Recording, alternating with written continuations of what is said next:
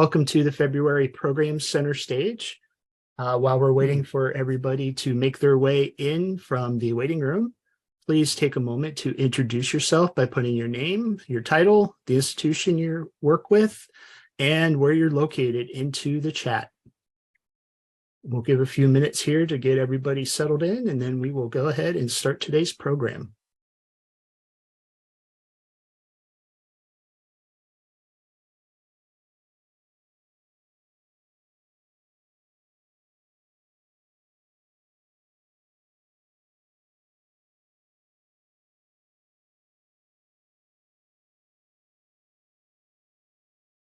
So good afternoon for those of you who are just getting in from the waiting room.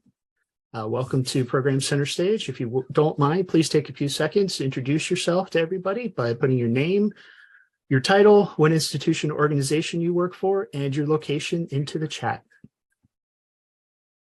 And we got a few more folks who are rolling in here, so we'll give them a second to get settled in and connected.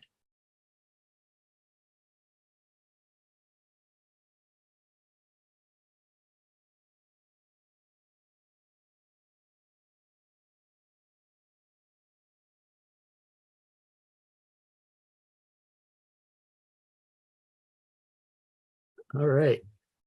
It looks like we've got everybody in. I need to find my screens, which all have magically disappeared on me. There we go. That's what I needed. So it is my pleasure to introduce our two presenters today. Hiram LaRue is a retired USDA NIFA program manager, where he worked with International Food Security. And Dave Myers, who currently serves as an agricultural extension educator with the University of Maryland at Anne Arundel and Prince George's counties. And I will be posting their full bios into the chat here in a moment. And so with that, I will turn the floor over to Hiram and Dave. Hiram. Great. Thank you so much. Really appreciate all of this. Before we even though begin the beginnings, let's enter this session in a little bit different kind of way by having Dave Myers, my co-presenter here, read a poem by the well-known American poet Marge Piercy. This piece describes a personal experience that the poet had with hunger, and it appeared in a 2013 issue of the journal called Word Soup. It's titled Statistics Don't Talk Loud Enough. Dave, if you could read this poem for us, that would be great. My pleasure, Hiram. Millions of families with children face hunger. Bureaucrats call it food insecure. I call it pain. I remember when we had only beans and potatoes in the house. I remember 3 weeks of oatmeal for every meal, but at last we had something to fill our bellies. Over a vacation in college, I was broke, made a stew. By the fourth day, I was eating water and flour. People fast voluntarily for health, religion, but hunger eats you from the inside. After a while, it's all you think. You want to sleep. You don't care what teachers say. You're hollow, empty of all but hurt. Thanks for that opportunity. What a great poem from Marge. Thank you, Dave. That is a wonderful poem. In fact, I would say this poem is really haunting. And as maybe everyone noticed, it uses very clear, direct language, not what we might call poetic language, to tell a story as remembered by someone who was hungry and then was lucky enough to escape hunger. Dave, I think we can go to the next slide. So as we start, let me pause for a minute and thank Jason Weigel and Melanie Pugsley and Molly Ibbendorf of the Extension Foundation for being brave enough to host this webinar on, yes, an unusual topic. And my special thanks to Dave Myers of the University of Maryland's Anne Arundel County Extension Team for working with me to present the webinar today. And lastly, of course, a mega thanks to all of you who are joining the webinar today. I hope you'll find it useful as you design and offer extension programs. So right at the outset, let me acknowledge that poetry, yes, poetry seems galaxies away from day-to-day extension activities. Indeed, you could reasonably ask, what in the world could poetry ever offer extension staff who work with programs and stakeholders involved in food production, nutrition efforts, or youth development? It turns out that I strongly believe, and I think it's true, that poetry can, in fact, can be very useful if you're wanting to really involve your audience and even touch hearts in powerful ways. Right alongside all of the science, all of the trend lines, all of the data and statistics that you present, poetry can bring fresh air into the room and, trust me, can grab the imagination of those who might not otherwise engage. So if you're skeptical or curious, then hang in there with me and let's keep going. The purpose of this presentation is to demonstrate how poetry can be used and is already being used to help deliver messages about at least one important agricultural issue, namely local and global hunger. But here's the key point. Hunger is just one example, an example that illustrates the broader point, namely that poetry can be useful when discussing a wide variety of extension topics. Poetry can help you to capture your audience's attention, be they kids, seniors, farmers, business people, community activists, you name it. Said slightly differently, by the end of this webinar, I hope that you'll be asking yourself how poetry could serve your extension programming needs. Also, at the outset, let's be very clear and very realistic. Poetry is magical, yes, indeed, but it rarely solves problems like bringing hunger to an end. Having said that, it's also true that poetry can and does help. When used as a tool for teaching or workshopping or training, it can be a powerful way for you to break through with elders or youth, urban, suburban, or rural residents, so that they more fully enjoy learning. So let's get started. Again, we'll use poetry about hunger as the illustrative example. And by the way, the little painting up in the right-hand corner of each of our slides is artwork, the logo for Poetry X Hunger, which I'll describe here in a few minutes, by the artist and poet Diane Wilbon Parks. So let's move to the next slide. Hunger has been a scourge of humanity forever. And for probably as long, poetry has been written about hunger. Here's a remarkably quiet, and for that reason, powerful piece by the haiku master Matsu Basho, who lived nearly 500 years ago, from 1644 to 1694.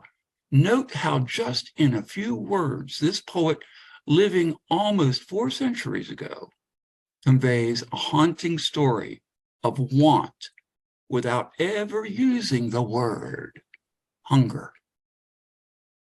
For this lovely bowl, let us arrange some flowers, since we have no rice. Trust me when I say that similarly moving poems have been written about hunger or famine in China, Africa, the Great Hunger Famine, Irish Potato Famine in Ireland, and more poems are being written about hunger in America. We can move to the next slide. Hunger isn't just historical. It certainly has historical dimensions, but it exists among us today. In fact, while lots of progress had been made through agricultural breakthroughs in food production, storage, marketing, and the like, hunger is all too present around the world. COVID, conflict, environmental issues have not helped. And around the world includes hunger here in the US on many of our street corners in America. Here's just some data that might be helpful in clarifying. Today, between 1 and 2 billion people globally are food insecure or hungry. That's out of a total of about 7 to 8 billion folks living on this planet. Famines in Zimbabwe not too long ago were in the headlines. At least 5 million people in that Southern African country faced starvation and still are threatened by it. And recently, of course, relief agencies like the Red Cross and Feed the Children have been scrambling to assess and respond to COVID-related increase in world hunger. Closer to home, the August 24, 2020 issue of Barron's magazine indicated that 20% of Americans with children say that they can't get enough food, and that was up from about 17% just a few months earlier. Other reports indicate that at least 15% of American households are hungry. And here's one that really, really rattles me. 1 in 5 college students in the US report being hungry. Hunger has many causes and just as many impacts. And while it is simple and powerfully clear in how it manifests, it's very complicated at its roots. And of course, that makes it incredibly hard to fight, much less to eradicate. And so it's not surprising that as poets have picked up their pencils, pens, or keyboards to write about hunger, they start writing about the many facets and causes of hunger. The important point, though, is this. Yes, we need all the numbers, all the data about hunger and any other ag-related issue in order to address it, understand it through science and policy development and legislation. But sometimes those numbers just don't break through to public understanding or grab the hearts and minds of public members. Numbers often don't change behaviors or move people to action. As I mentioned, poets are beginning to write about many of hunger's facets. Here's a poem that we'll play back for you by Sylvia Diane Lady Di Beverly about one aspect of hunger the poem is titled Pitch In, and this poem is all about the issue of food waste. Dave will scroll down through the text of the poem, and then down at the base here is a video of Lady Di performing her poem. People are hungry, yet people continue to waste food. Her meals were from partially eaten sandwiches thrown in public trash cans. She watched a child throw away a sandwich, one bite out of it. Getting sandwich from can immediately would be her evening meal. People are hungry, yet people continue to waste food. An apple, a pear, a peach, some cherries, some grapes, to help provide nutrition, to help curb appetite, praying to God above, never to give up ferocious fight. People are hungry, yet people continue to waste food. A project for many years, helping my mother make sandwiches in our kitchen for family and friends. Taking sandwiches to organizations like SOME, so others might eat. Brains on, cheers, chants, yay, food is here. People are hungry, yet people continue to waste food. Standing on Main Avenue in freezing cold and snow, holding signs saying, help me feed my children, if only for one night. People are hungry, yet people continue to waste food. All across the world, people die from hunger and malnutrition. To ignore this plight would be a ridiculous, selfish shame. People are hungry, yet people continue to waste food. What can you do? What can I do? What can others do to help end this international plague? The answer is blowing in the wind, doing something consistent we can all pitch in. People are hungry, yet people continue to waste food. Thank you, Dave. That was a poem by Lady Di Beverly. She lives in suburban Maryland outside of DC. The title of that poem was Pitch In, and it illustrates, I think, some of the grab that these types of poems bring with them. So the next slide then, in response to the growing incidence of hunger, poets of all ages are beginning to use their poetry and their poetic talents to weigh in. Poetry is a powerful, engaging way to make a point or to raise a question. And the poet has lots of tools at her or his disposal.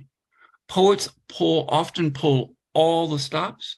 They'll use format, rhythm, rhyme, meter, font, and all kinds of language, formal language, slang, rural dialects, lingo, even street smart saltiness as they share their poems' messages. They also use many platforms. Poems about hunger are being presented over the webs, on blogs, in journals and magazines, on placards. I even saw one the other day on a bag and the like. So many platforms for presenting the poems. And poets use all sorts of modes of delivery. They use rap, slam, spoken word performance, or traditional printed text on a page to present their poems. If they recite their poems, they'll often use volume, inflection, diction, pacing, gesturing, and body movement to reinforce the poem's impact. And sometimes, if we're all lucky, the audience is all lucky, the poet will even have memorized the poem and perform their poem. And of course, both written and performed pieces can be shared widely through social media. YouTube, for example, has lots of videos of poets presenting their work. Let's go to the next slide, Dave. Thank you. I'd like to use this slide, if you will, to introduce another example of a recorded presentation of a hunger poem. In this case, this 3-minute poem is an award-winning one, hunger poem that is performed by Aaron R. of Arlington, Virginia, and is titled Hunger Pains. When I started my business Hunger Pains by Aaron R.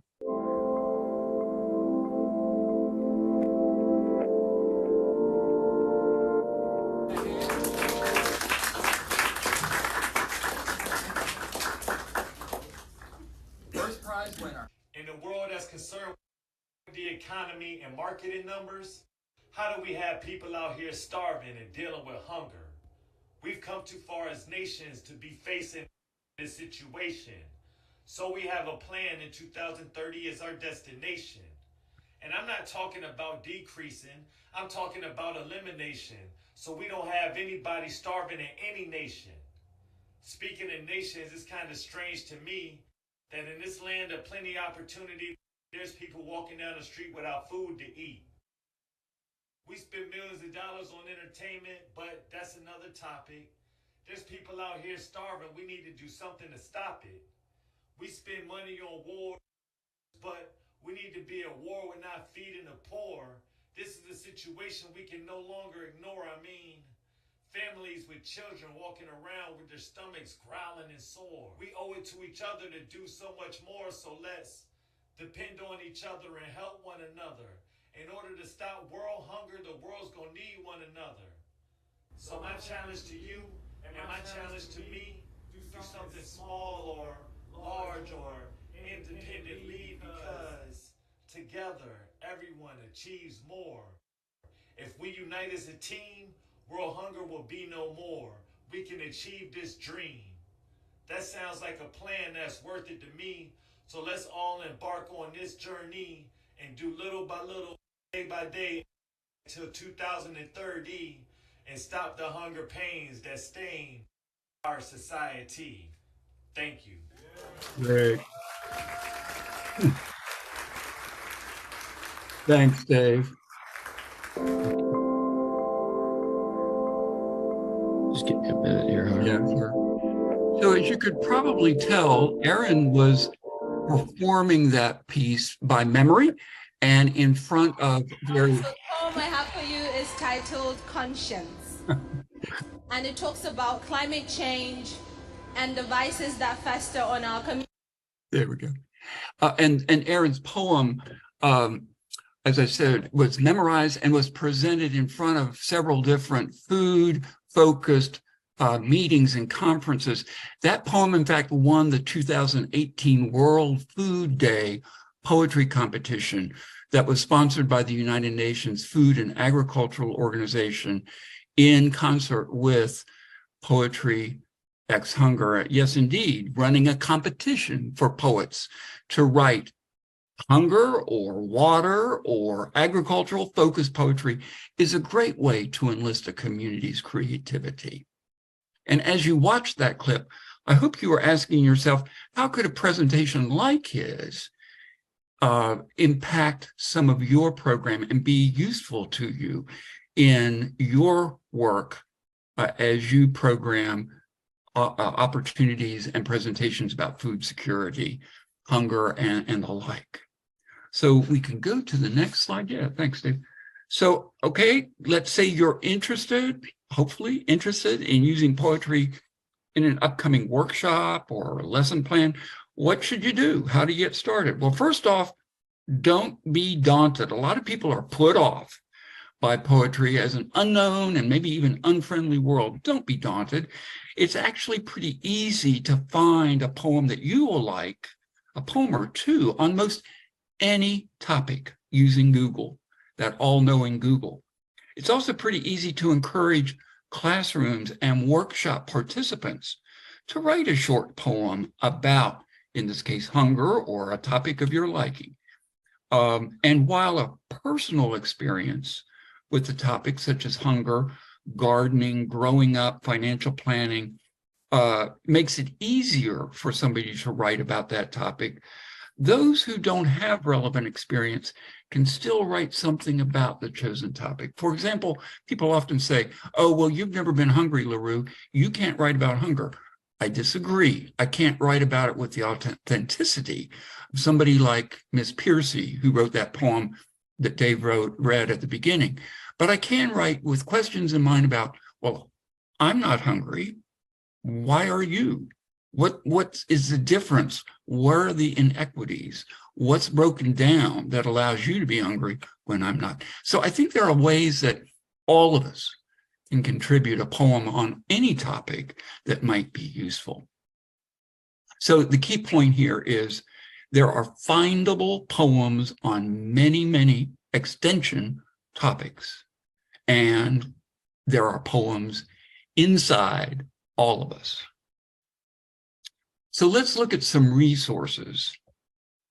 The web represents a treasure trove of resources, and it's typically fairly fast and easy to track down information on poems about a certain topic. If you just say poem about X, you'll get quite a few poems come up. You can also look for poems for certain age groups, and you can even look for how to present a poem or how to start writing a poem. There's information about all of that on the web. Here's just one example of a resource.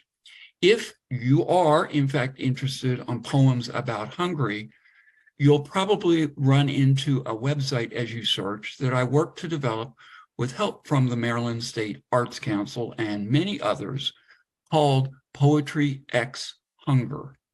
On that site, you'll find many, I think at last count, we were between 300 and 400 poems by adults and young people, by Americans, Pakistani, Irish, Australian, African poets, so poets from near and far, that are all freely available to you for you to use.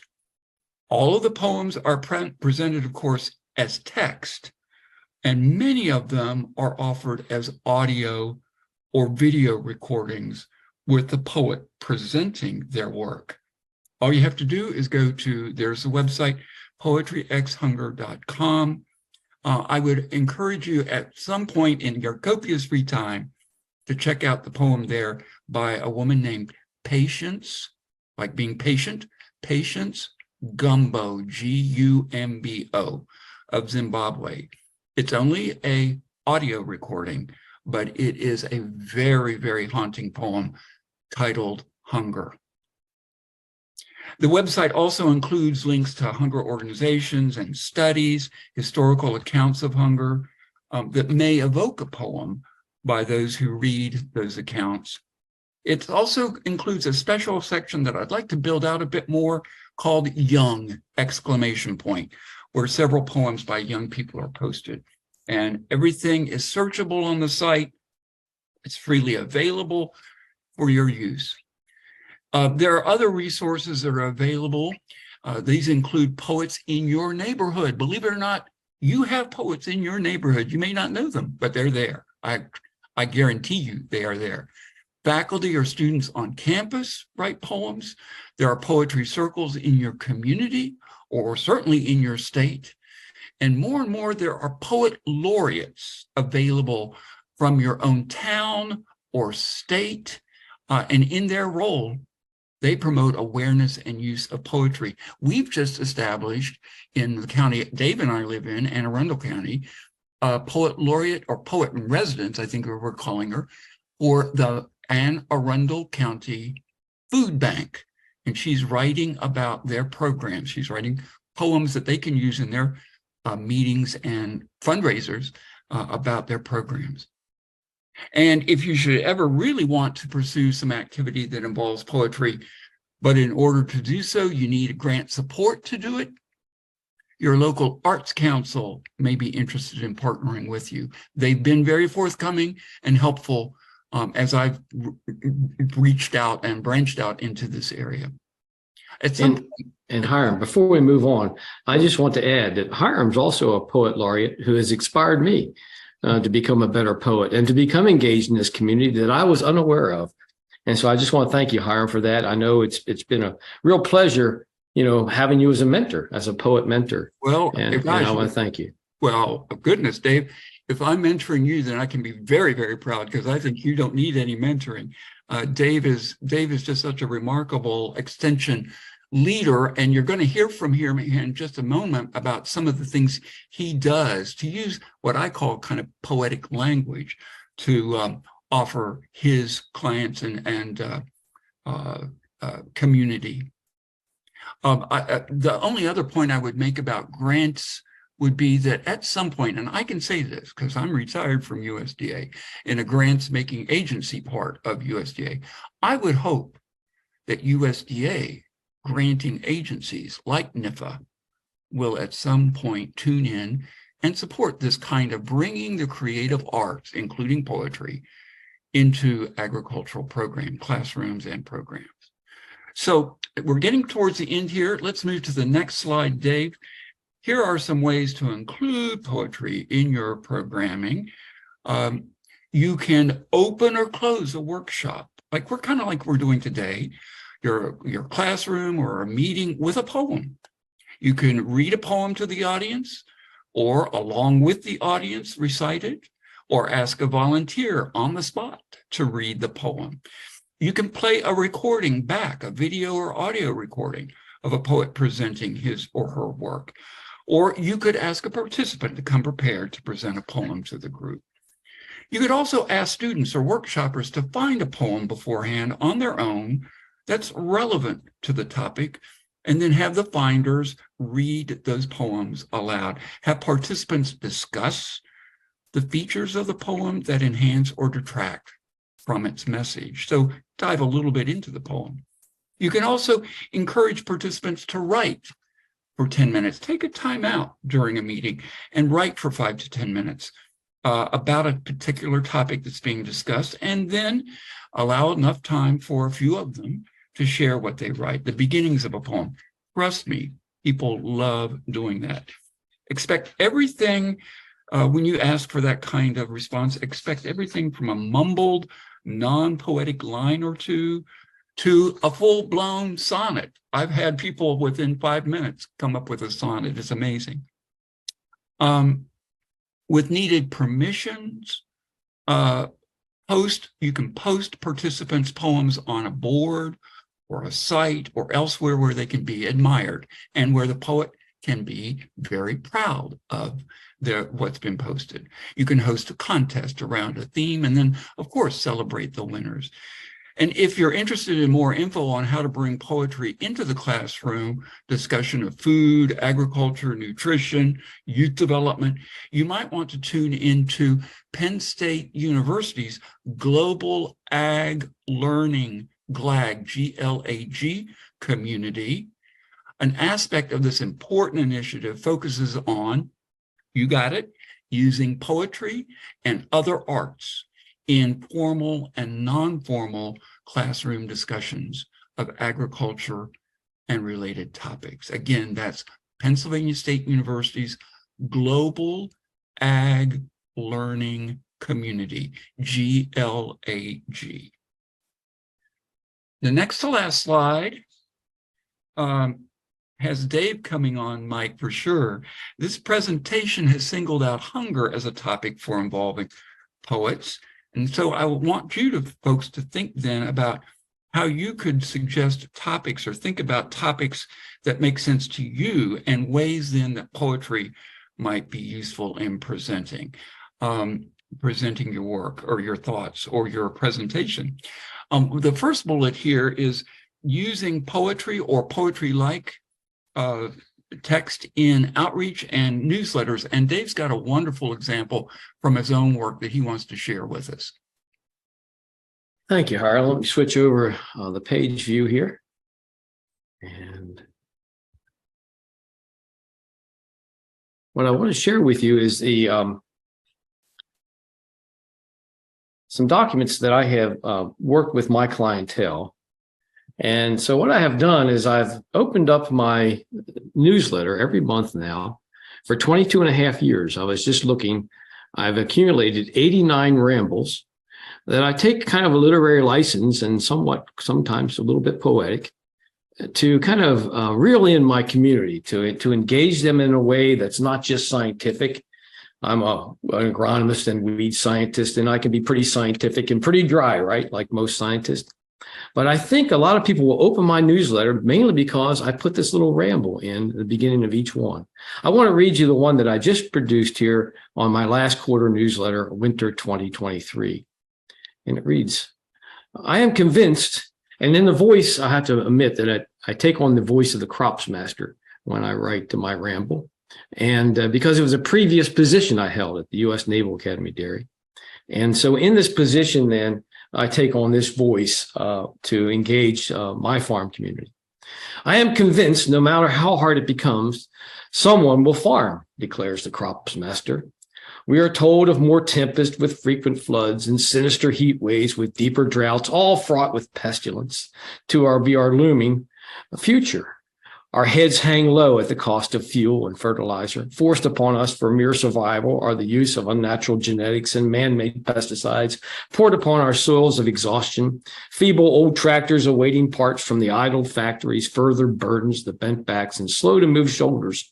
Even the supposedly warmer winters are vengeful with snowmageddons and bomb cyclones. The bells' disturbing clang, unceasingly louder, a message of woe to our farmers. Harder times are yet to come. Expect the worst and you will never be disappointed, reminded the crops master. I believe that most farmers spend time healing in the winter, knowing of the travail to come. They will buy their fertilizer and their fuel, their seed, their pest control products, equipments, and parts, and with a very sharp pencil plan to use each input as sparingly as possible. And when spring returns, just like every year before and after, with zeal even, the farmers will farm. The farmers will fret about the late frost and the early heat and the too wet or too dry conditions, but still find time for a lighthearted chuckle at the morning shop gathering. Time will be found to repair the equipment as needed, provide instruction to the new farmhand, and feed the cows as if the world's tales of woe were meaningless. Hear this, my friends of woe. It will never become too hard for a farmer to farm. I use such literary license in prose and maybe even a little bit of cynicism and sarcasm and to kind of put us in the moment and all to tie our hearts together. And a lot of times, and I've done this now for 22 and a half years, every quarter, haven't missed a quarter. And I know my farm community loves it. Well, for 22 years, you've been offering wonderful, what we might call prose poems, Dave, to your audience, your readership. The message here, that line, the farmers will farm in spite of everything. Wonderful, wonderful piece. So that's a perfect example and illustration of one way that a poem or poetic language can be included and help, as Dave just said, capture your audience. And soon, Hiram, I'll have 100 of them. I'll have 2.5 more years. I'll have 100. You'll have to have a book. And what's really amazing is when you go back, it's a time capsule. Each quarter, you have that connectivity back to that community at the time that you did that, and it's a amazing reminiscence of things done. We're going to look forward to the book of those that you've compiled them all, Dave. Now, another point I want to make, Hiram, is when you spoke of Patience Gumbo, I share that poem with my students every semester. I teach a course at University of Maryland on pesticide use and safety. And you think, well, how does poetry tie to pesticide use and safety? But it does tie. It ties to every facet of agriculture when we think about hunger and patience. I let it ring true that, even the aspects of pesticide use has increased our agricultural output. Sure. And so thereby is tied into that. And to hear Patience Gumbo's haunting words, like you say, read her poem, Hunger, it spellbounds me every time I hear it. It does me as well. Yeah, it's incredible. So make sure you hear that one. That's absolutely fantastic. Great. The other one that, as we go down this list here of other opportunities besides newsletters, I just want to. And Dave, could we move to the? I'm sorry. You're right. Yeah, the presentations. Yep. Go ahead and carry on, but make sure if we had time, that IPM Phytopoetry project by Iowa State University is absolutely fabulous. So I don't know if we'll have time to go see that or not, but that's another one besides Patience Gumbo, is to go make sure you look at the Phytopoetry project at Iowa State. Yes, Dave pointed this out to me. It's a great initiative headed up by folks at Iowa State. And it's all about kind of IPM and poetry. It's amazing. Just Google the Phytopoetry project at Iowa State University, and it'll pop right up. A gentleman with an amazing, I think it's artificial, huge mustache will pop up. A picture of him will pop up on that. And there are just a few other ideas here about other topics where poems could perhaps be used, everything from pollinators to farm labor. Let's move on to the final slide then, Dave. I want to thank everyone for tuning in today. I hope you have found this fairly useful and that you will have some questions or reactions that you'll be willing to share with us here in just a moment. But before we go, we opened with a poem and I want to close with a poem. And so, David, if you can stop share screening, I'll toggle in here and see if I can pull up. Give me just 1 second. Pull up a poem that, again, I find incredibly moving because it comes from, again, one never wants to assume that a poem has been written as a personal testimony or as a personal account of what the poet has experienced. What might take wing and want to kind of interpret what somebody else is feeling. But in this case, I think it's fairly safe to say that this poem written by Brian Donald James of Reston, Virginia, which, by the way, won the 2020 World Food Day Poetry Prize, is written from personal experience. Now, you may need to turn up the volume of your computer. Like Lady Di's poem, Brian recorded this outdoors, and there's a little bit of ambient noise in the background, and you don't want to miss a word of this, trust me. Let me see if I can expand it. Yeah, there we go. And then here is Brian Donald James reading his poem, Testimony. Good evening. My name is Brian Donald James, and I'm the 2020 winner of the World Food Day Poetry Competition. I would like to share my poem, Testimony, with you. Testimony. I was a teenage father then, with little money. My wife and I had saved our lunch so that our son could eat. And we went without a meal that day. As night approached, we had hoped that he would sleep until morning. And with every twist and turn he made, my anxiety rose and fell. But as toddlers do, he rose hungry, rubbing circles on his belly. He was trying to be a big boy, trying to control the desperation I saw in his eyes. I nodded to my wife, and we gathered change from everywhere, anywhere, between cushions and under couches, closets, desk, and cabinet drawers. And I was off to shop with newly found pocket change. Enough for some instant noodles, Kool-Aid, bread, and peanut butter. Even as I counted out the change and people in line smirked and commented, the cashier and I knew I didn't have enough. My eyes swelled, and I tried to control my desperation. She smiled and said, "Well, that's just enough." I bagged my food and I left. Walking back to our little apartment, I would never forget that feeling. Emotion overcame me. Not embarrassment or shame, just thankfulness, just love. I'll do anything for my boy. Thank you. So that was Brian Donald James in his poem, reading his poem, Testimony. All the poems that we presented today are available on the Poetry Ex Hunger website. And I believe, Jason, you'll be sending out both the recording of this session and then the PowerPoints as well. And the links to the poems will also be in the PowerPoints. So again, my deep, deep thanks to Dave Myers for joining me in this venture, and to all of you for being here. And I think at this point, Dave, if you have any thoughts or comments, but we'll maybe turn it over to Jason.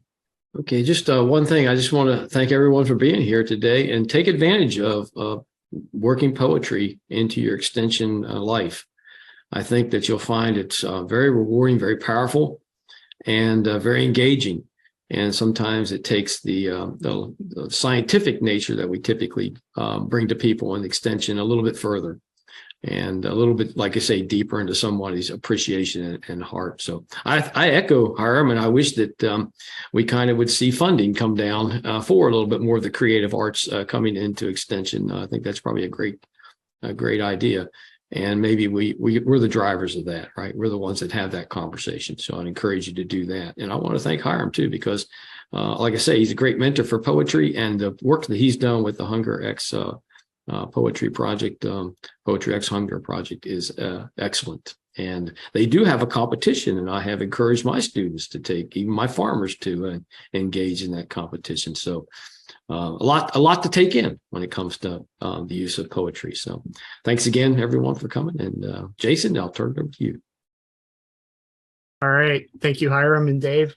Thank you for a great presentation and for all the feedback that you've been getting. Just wanted to point it out, the feedback in the chat. So everybody seems to really appreciated the session that you put on this afternoon. So we do have a bit of time left. So at this point, I'd open the floor up to questions.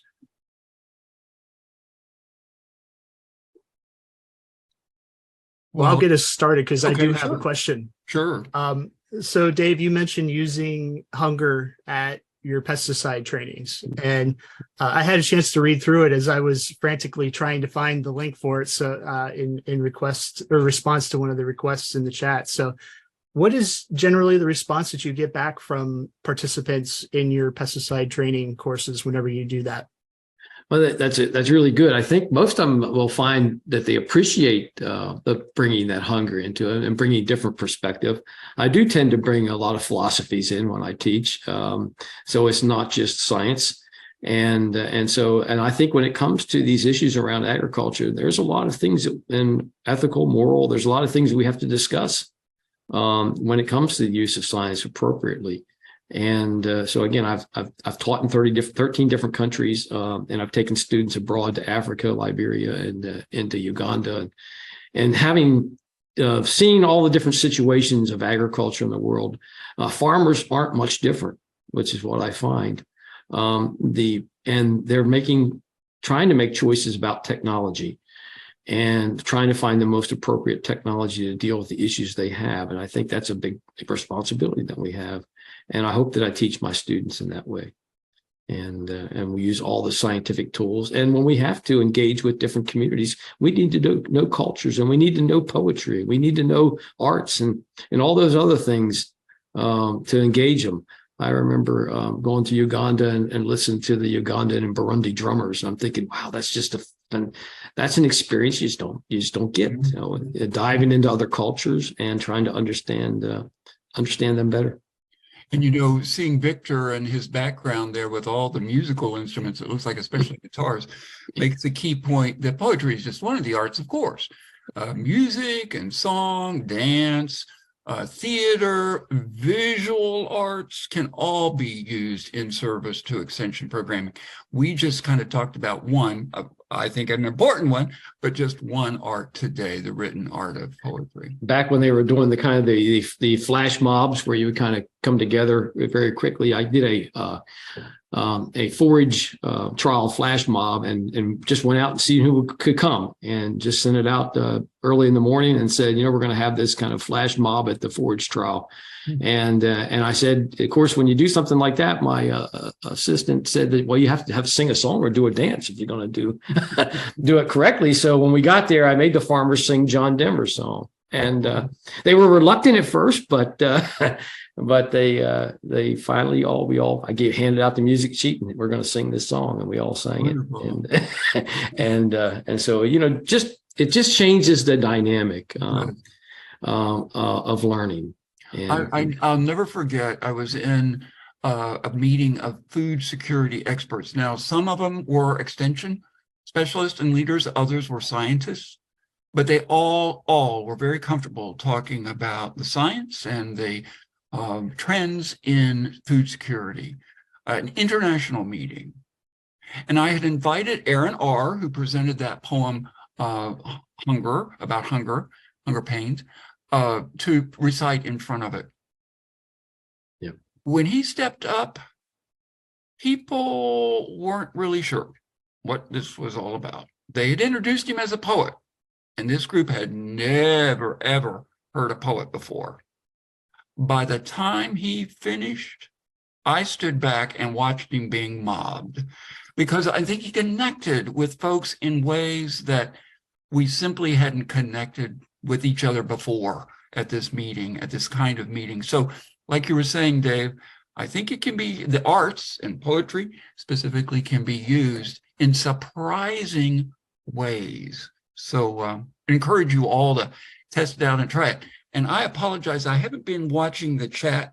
I simply haven't had a chance to, but if there are questions there or things that Dave or I could help with, we promise we'll get back. If Jason, I think I can save the chat, but certainly Jason, if you or Melanie could save the chat, we promise, threaten to get back to you if you have any questions that you've raised there. Are there any questions in the chat, Jason, that or any comments? There was a couple comments. I need to scroll way back up. Donna Guerin talked about launching a project that she's working on in March that Yes. Hiram will be part of, and provided a link, which hopefully several people said thank you, and hopefully we'll be part of that. And she has like classroom teachers from literally all over the world participating in that. So it's going to be truly a UN, a United Nations of a conference. So I would encourage you folks to tune in. Excellent. And then Melanie and I were scrambling to grab as many of the links that you mentioned and websites as you mentioned as we could. So we Thanks. put a bunch of those into the chat, and we will, as you mentioned, Hiram, we'll be putting these into our follow-up email and sending them out to everybody who's registered as well. Great. And then Pam Watson talked about appreciating this presentation after attending this weekend's tuning in over the internet to this weekend's Fisher's Poetry Gathering in Astoria, Oregon. Oh, cool. Nice. Cool. Very nice. And so, and then there's a whole lot of thank yous and great jobs. Okay. Well, good. And then Victor, Victor will be doing a program center stage in September, Wow. Great. focused around music and puppetry for Latino outreach and education. I'm looking forward to that. I think That'd that's be going to be a great. lot of fun. That'd be great. So a little plug for that. A few months down the road, but for our program center stage, it's upcoming. Wonderful. And then, okay, Pam just put a bit more about the Fisher's Poetry Gathering into the chat. Great. I'm not familiar with that group, so that'll be fun for me to learn about. Yeah, I was going to say something else here. Oh, well, I know I cannot offer Dave's help. I know he's a very helpful guy, but I also know he's very busy. But if any of you folks would like to have somebody kind of at your side or behind you, backing you up, as you explore the notion of using poems in some of your outreach efforts, feel free to reach out. I'm happy to help, because I learn a lot in working alongside experts like yourself. And I would love to, for example, work with a 4-H leader or a family and consumer science leader as they reach out to the community and or young people and use maybe a poem or two in the programs. I'd love to learn about how that's done. So please feel free to reach out to me. My email was in and Dave's too, was in the last slide. We'll make sure that you have that email, those emails. Yep. We will make sure that they are in the email or in the follow-up email that comes along afterwards. I know I have one final thing when I think of the arts and poetry. Sometimes we get weighed down with a lot of pessimism. And I think somehow the arts and poetry gives more optimism, I think. And so I always tell my students, if you're pessimistic about the future and you're not even 30 yet, you've got troubles. And so anything that you can do to become more optimistic about the future, let the pessimists, let them be about 80, 90 or whatever, however old they are. Let's let the optimists be our young. And so I think we have to engage more, I think, in the arts in order to have this optimism prevail. Yep. The heavy science brings us down. That's a great point, Dave. Yep.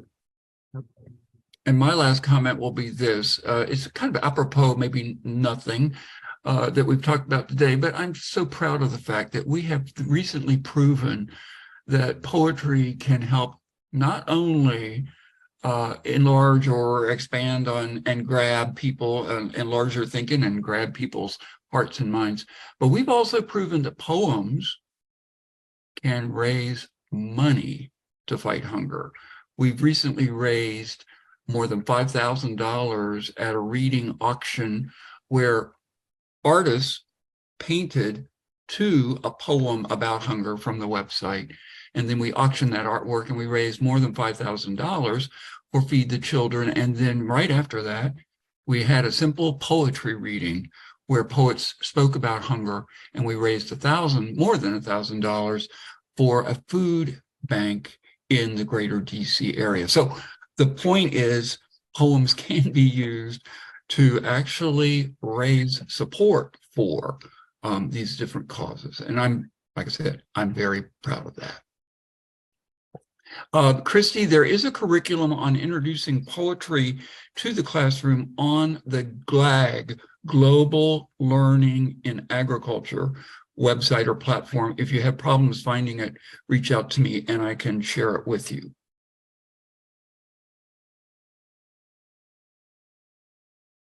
All right. Any final questions for our two presenters today? Well, thanks everyone for being here. It Yes. was a pleasure. Thank you to everyone, and thank you to our presenters. Just a few final comments, and then we'll be able to head home for the day. So I had popped into the chat earlier, and I'll put it in here again. If you would, please take a few seconds to fill out our 1-minute feedback form. We'll also include a link to it in the follow-up email. So if you aren't able to do it today, please do take a moment to do it, because it helps us and the presenters know what we can do better. And it gives us new ideas for programs to integrate into Program Center Stage and our other professional development opportunities, which gives me a segue to our professional development opportunities website, which I also popped into the chat. So beyond Program Center Stage, we also have two others. We have Dynamic Discussions, which is a hot topic discussion forum. And then we also have Extension Skills, where our presenters help to expand all of our capacity to do the work that we do within the extension system. And so please feel free to click the link and go to that site and take a look at the other offerings that we have. I know several of you take advantage of those already. So if you haven't, please take a moment to take a look at that.